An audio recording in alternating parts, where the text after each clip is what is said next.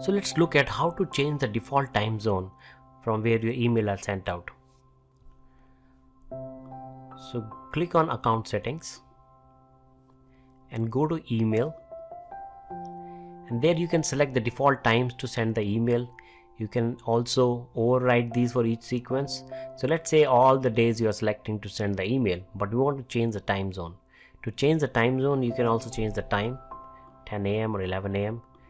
and let's say, because I'm in Chicago time zone, so I'm going to select the central.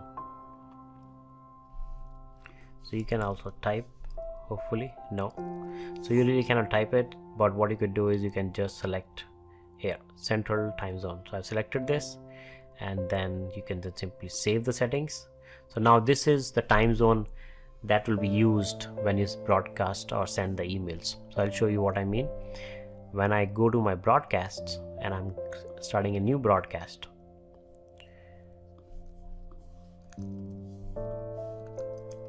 hi so and so, and then you click next.